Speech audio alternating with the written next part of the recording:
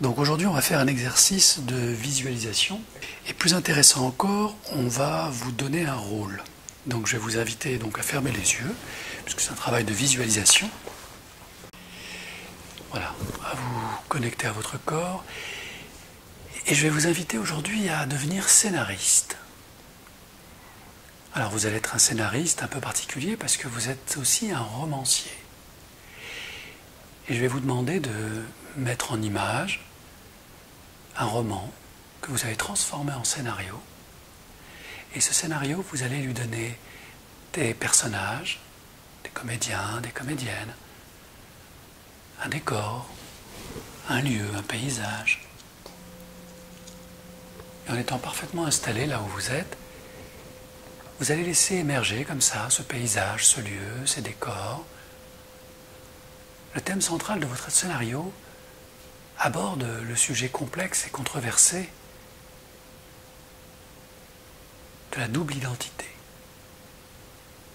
Et on est vraiment dans cette thématique de la double identité. Et on va la réaliser sur la base d'un conte pour enfants. En fait, on va utiliser comme comédien des escargots, comme décor un magnifique jardin. Et je vous propose de déployer ce scénario avec cet escargot rempli d'amour, connecté à la vie, à la couleur des fleurs, à leur parfum, qui veut venir en aide justement à une petite fleur qui a beaucoup de mal, qui est très fragile, qui ne sait pas comment faire pour s'ouvrir à la vie.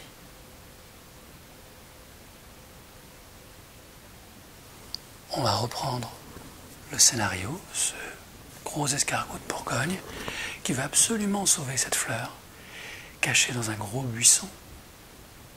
Malheureusement, elle ne comprend pas pourquoi. Elle a autant de difficultés. Pourquoi elle semble retirée des autres fleurs, des autres buissons, comme rejetée, mise à l'écart, mise au banc. C'est quelque chose de totalement injuste, se dit le gros escargot. Pourquoi devrait-elle souffrir, ne pas vivre, déployer toute sa beauté, toute sa couleur, quand d'autres, exubérantes, magnifiques, inondent le jardin de leur lumière? Alors, saisissant son courage à deux mains, le gros escargot de Bourgogne décide de réunir une équipe de petits gris, qui acceptent de collaborer à cette grande aventure. Comment sauver? Comment aider? Comment permettre à cette petite fleur cachée dans ce gros buisson d'accueillir tout ce que les autres fleurs ont de manière légitime, puisque le jardinier les nourrit, engraisse la terre, prend soin d'elles et laisse complètement de côté ce petit buisson rachétique. Il faut aller voir de plus près ce qui s'y passe. Pourquoi est-il si maigre? Que lui manque-t-il? L'équipe se met en route, surmonte d'innombreux obstacles, des cailloux tranchants, des rivières, de l'arrosage récent qui transforme la terre en boue. C'est très compliqué et il ne faut pas se laisser entraîner. Et voici nos amis qui s'entraident les uns les autres pour échapper à tous ces obstacles. C'est un peu comme gravir une montagne dès qu'un gros rocher, ce gros caillou sur le chemin, bloque le passage. Et voici que la cordée, le gros Bourgogne en tête, se hisse à la conquête. Ce gros caillou posé là, marquant comme une frontière entre ce beau jardin verdoyant et le terrain sec, presque aride, désertique, où trône ce buisson rachétique. Le soleil est pesant, mais le courage est là. Et toute la fine équipe s'entraide. Qui de rire, de sortir une blague, de faire du bruit avec son ventre. Tout le monde collabore. Il faut sauver la petite fleur, redonner vie au buisson. Arrivé au pied de celui-ci, l'évidence saute aux yeux de chacun. La terre y est aride. Ce petit buisson plonge ses racines difficilement dans cette terre aride, dure, où il y a peu d'eau, peu de nourriture pour lui. Et il devient aisé de comprendre, pour le grand Bourgogne plein de bons sentiments, que la nature est bien faite et que si elle peut des miracles, elle a besoin d'un minimum d'engrais et d'eau. Alors, décision est prise de créer une réunion qui va permettre de trouver la meilleure solution pour nourrir ce buisson. Toute la fine équipe se réunit en demi-cercle et réfléchit, et chacun y va de son idée, de la plus saugrenue à la plus intelligente. Le gros Bourgogne écoute patiemment, parfois étonné, parfois un peu irrité. C'est vraiment n'importe quoi. Puis une petite voix s'élève, étrange petite voix, qui ne s'était pas fait entendre jusque-là. Un petit gris lève une antenne et propose quelque chose de très simple finalement. Et oui, il nous suffit de manger beaucoup, de boire beaucoup, et d'aller nous délester sur les racines de ce petit buisson rachitique. Et tout le pipi et tout le caca réalisé vont constituer un engrais, quelque chose de très riche, qui va peut-être aider la fleur à devenir belle, à grandir, à retrouver sa place parmi les plus belles fleurs du jardin. À peine eut-il terminé que ses collègues se mettent à rire et à se moquer de lui. Mais qu'est-ce que c'est que cette idée saugrenue? Et puis, c'est pas très propre. Est-ce vraiment comme ça qu'on va sauver le buisson? Le grand Bourgogne ne dit rien. Il réfléchit. Il soupèse le pour et le contre. Et comme il ne pense pas comme les autres, il est un peu différent. Il se dit que finalement, la solution du petit gris est peut-être la plus simple et la plus efficace. Et qu'elle a le plus de chances, de probabilité de réussir. Alors, sans réfléchir plus avant, il donne le signal du départ d'un grand gueuleton. Car non loin de là se trouve un potager, où de belles et magnifiques salades se dort la pilule en attendant le jardinier. Et comme elles viennent d'être fraîchement arrosées, elles sont encore toutes imbibées de perles d'eau qui scintillent comme des diamants au soleil.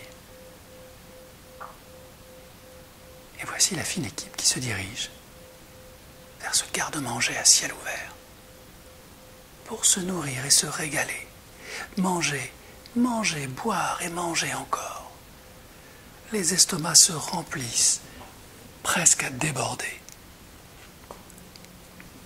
Même le Bourgogne s'y met. Comme il est plus gros, il emmagasine beaucoup plus de nourriture, quasiment autant que toute la fine équipe réunie.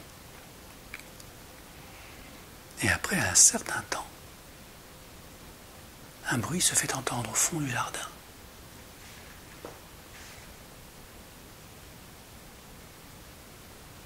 Chacun reste statufié, l'estomac lourd, l'œil inquiet.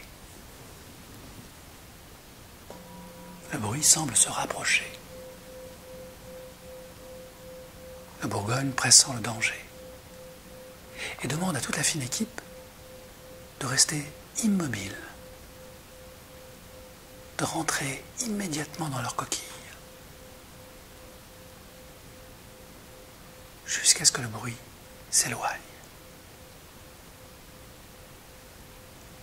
Mais avant que de s'éloigner, le chien du jardinier se rapproche.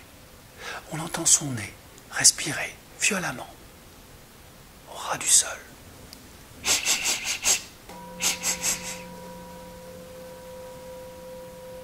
y a danger. On sait qu'il aime bien croquer quelques escargots de ci, de là. Oh, non pas pour les manger, il est grassement nourri, juste pour s'amuser. Ce chien est un peu pervers, un peu dangereux, car on ne sait jamais comment il peut réagir. Alors, il vaut mieux ne pas bouger. Le chien se rapproche, constate les dégâts réalisés dans les salades et fronce les sourcils, dessinant un drôle de point d'interrogation entre ses deux yeux. Que s'est-il passé? Qui a osé? Qui est venu ici gloutonner ces magnifiques salades? Mon maître va être furieux. Est-ce une limace? Est-ce une armée de limaces? Ou peut-être bien ces satanés escargots?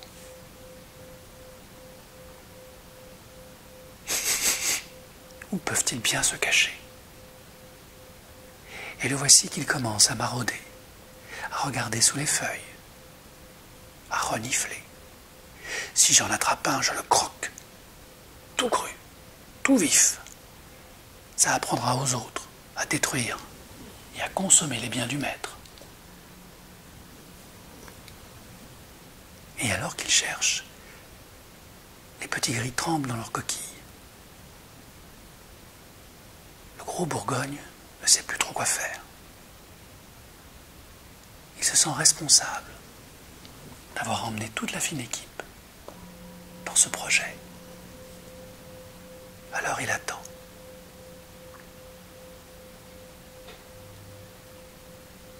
Plus le temps passe, plus les estomacs commencent à se tordre dans les coquilles, car ils ont beaucoup mangé.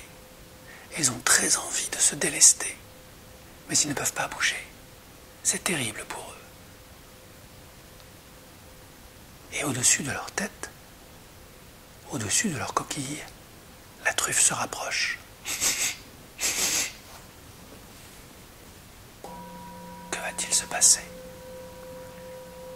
Ce chien est d'une grande méchanceté. Ils l'ont déjà vu mordre des chats, effrayer des voisins. Il aboie tout le temps. Il a tellement besoin de prouver qu'il existe que ça le rend idiot. Alors on attend, on ne bouge pas. Puis, tout à coup, un sifflet retentit. L'air est zébré, le chien se fige, ses oreilles se dressent. Le maître l'appelle. Grand dilemme dans son cœur, dans sa tête. Terminer sa quête, dévorer quelques croustillants escargots, ou répondre à l'appel impérieux du maître. Il sait que s'il ne vient pas tout de suite, c'est à coup de trick qu'il sera reçu, car le maître est impitoyable. Tel maître, tel chien. Il n'a pas le choix. Il pivote sur ses pattes et se dirige vers son maître, la queue basse, les oreilles baissées, car il sait déjà qu'il est en retard, qu'il a trop traîné, qu'il est imparfait, et que son maître est intraitable, et que rien ne lui sera pardonné, surtout si le maître découvre les salades. Alors il faut créer une diversion. Et le chien prend sur lui, se met à japper, à sauter, à faire la fête à son maître, à remuer la queue le plus possible en l'éloignant du terrain des salades. Le maître le suit, les sons s'évaporent, le grand Bourgogne laisse sortir un œil et observe. Pauvre chien. Il est le fruit de son maître. Il est peut-être finalement plus à plaindre.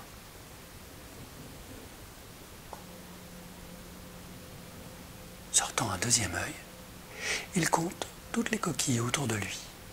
Il n'en manque aucune. Soupire-t-il. Nous sommes sauvés. sortant totalement de sa coquille, il se met à cogner sur chacune d'elles. Les amis, sortez, sortez, le danger est écarté. Et chacun, rassuré, sort de sa coquille, sauf le tout petit gris, celui qui a eu cette si belle idée. Tout le monde l'entoure, on tape à sa coquille, et rien n'y fait. Il ne veut pas sortir. Le grand Bourgogne, inquiet, pousse la coquille sur le côté et se décide à l'inspecter en faisant entrer un de ses yeux par son antenne la plus souple pour observer ce qui s'y passe. Le tout petit gris est terré tout au fond de sa coquille, tremblant de peur. Il va falloir trouver une solution. Mais visiblement, il ne veut pas sortir. Très bien, se dit le Bourgogne, je vais le mettre sur mon dos. Et ensemble, nous allons tous rejoindre le grand buisson. Et voici que l'équipe, l'estomac lourd, se traîne péniblement jusqu'au pied du grand buisson aride. Et lorsque tout le monde est arrivé, que le pied est parfaitement entouré, le Bourgogne montre l'exemple et se déleste généreusement de tout ce qu'il a mangé, de tout ce qu'il a bu. Dans un fracas de salade digérée d'urine nourricière qui s'infiltre profondément dans les racines du buisson. Et voici que les rires, de nouveau, apparaissent lorsque tous les estomacs se vident l'un après l'autre. Dans un grand fracas de rire, le caca, le pipi inonde le pied du buisson qui commence à gonfler. Et plus les racines absorbent cette nourriture extraordinaire, plus la sève monte à l'intérieur du buisson, jusqu'à connecter chaque feuille, chaque bourgeon.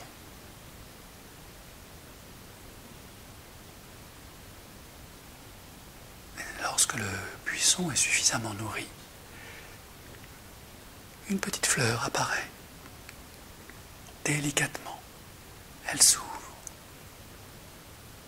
sous le regard médusé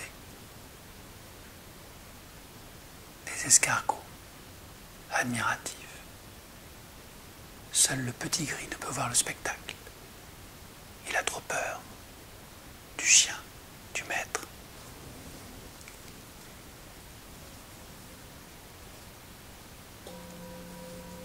Le temps est passé. La première fleur est apparue. Et l'équipe s'en trouve déjà fort récompensée. Et pour fêter cela, elle décide de passer la nuit au pied du grand buisson. Car le chien peut revenir à tout moment. Et il est préférable de ne pas prendre de risques. Lorsque la nuit passée, les étoiles perlant leur lumière dans un ciel profond vibrent d'une lune lumineuse, le buisson se met à frémir, comme s'il recevait quelque chose de magique, une poussière d'étoiles. Et il se dit en lui-même, je remercie la terre nourricière qui m'a donné toute cette nourriture. Et maintenant, je remercie le ciel qui me transmet toutes ces poussières d'étoiles.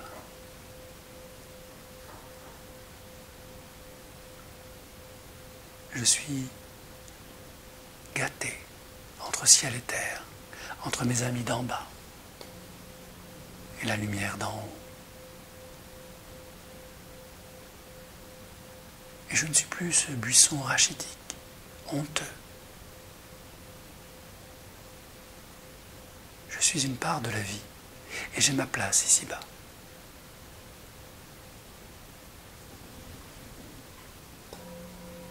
Et je porte en moi de magnifiques fleurs que désormais je présenterai au monde, à la vie, pour la remercier de tous ses bienfaits.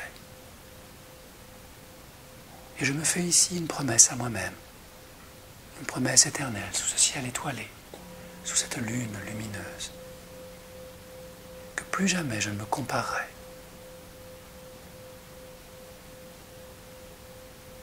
que je suis digne d'amour, comme la terre et le ciel me l'ont prouvé.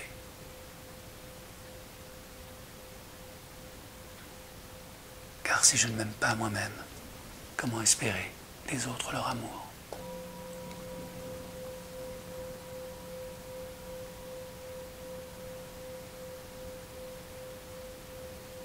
Sur cette révélation, le buisson s'endort et laisse passer la nuit jusqu'à l'aurore, lorsque le soleil surgit. De sa couleur orange vibrante, le ciel se met à trembler. La nature s'éveille, les oiseaux sortent de leur nid. Et c'est comme si chaque perle de rosée contenait une dose d'amour pour chacun.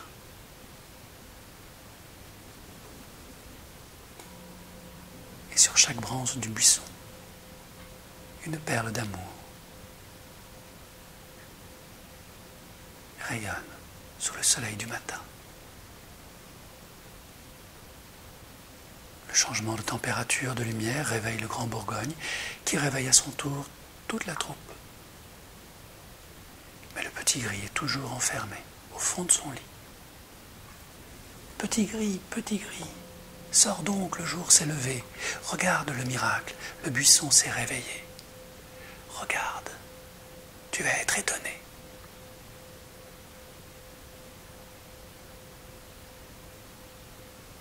N'écoutant que son courage, le dernier de la troupe tend un œil à l'extérieur de sa coquille et comprend qu'il n'y a ni danger, ni péril, qu'il est entouré d'amour et qu'il peut à son tour librement admirer le miracle de la vie lorsque les deux yeux sortis,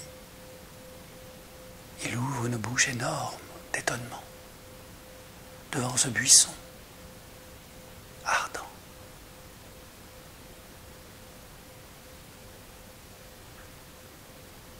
Et ressent cette chaleur au fond de son cœur. Toute chose est à sa place, toute chose a sa propre valeur.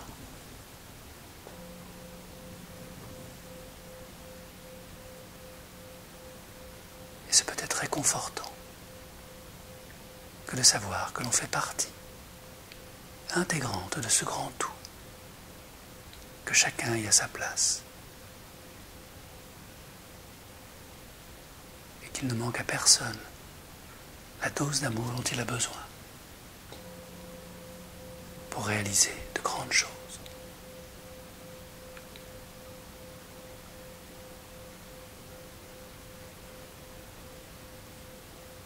Et devant ce magnifique buisson ardent de fleurs de multicolores,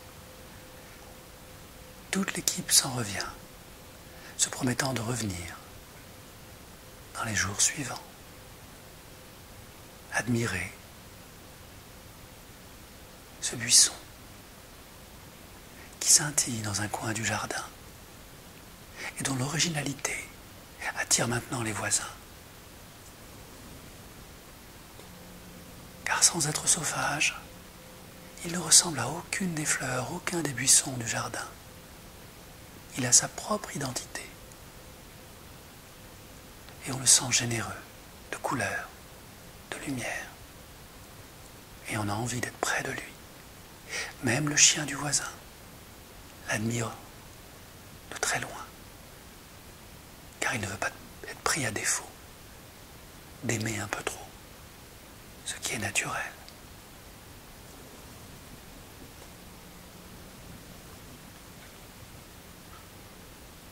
Et c'est ainsi que lorsque le soleil atteint son zénith, le jardin devient une grande mosaïque qui dessine un grand cœur où chaque insecte, chaque animal, chaque fleur, chaque humain trouve réconfort, plaisir.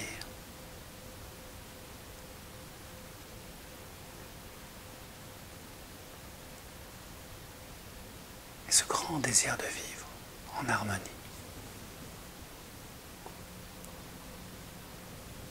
Ainsi se termine ce premier volet, ce premier épisode de la vie, qui sourit à la vie, qui jamais ne se compare, qui reste fidèle à elle-même. Et avant que la nuit ne revienne, que les paupières se ferment, tous ces enseignements profondément intégrés dans ce conte réel et rêvé trouvent leur place en chacun de nous, pour peu que l'on sache ouvrir les yeux, pour goûter plus encore le miracle de demain.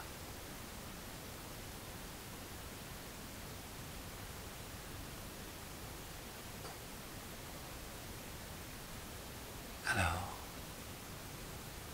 lorsque la vie est parfaitement installée, que le parfum des fleurs est parfaitement posé au fond du cœur, l'amour peut rayonner dans tout ce corps,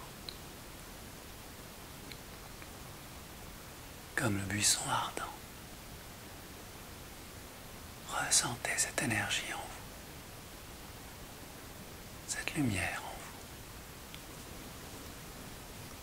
tout cet amour en vous.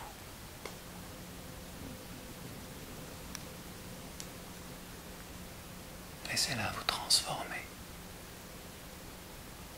Laissez-la vous guérir. Laissez-la vous nettoyer.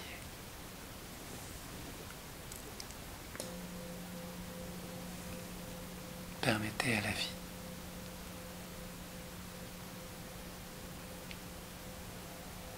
de vous aimer comme elle l'a toujours fait.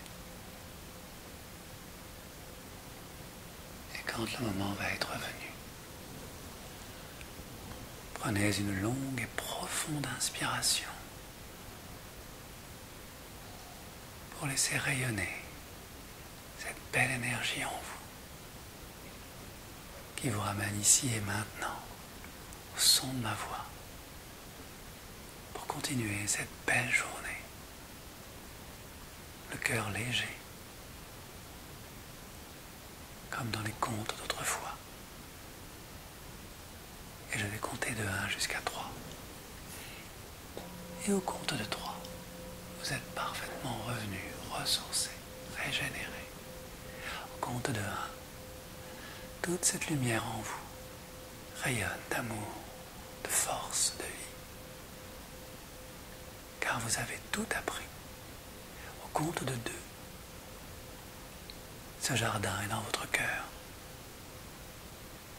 Toute son intelligence, toute sa lumière brille dans la lueur de vos yeux.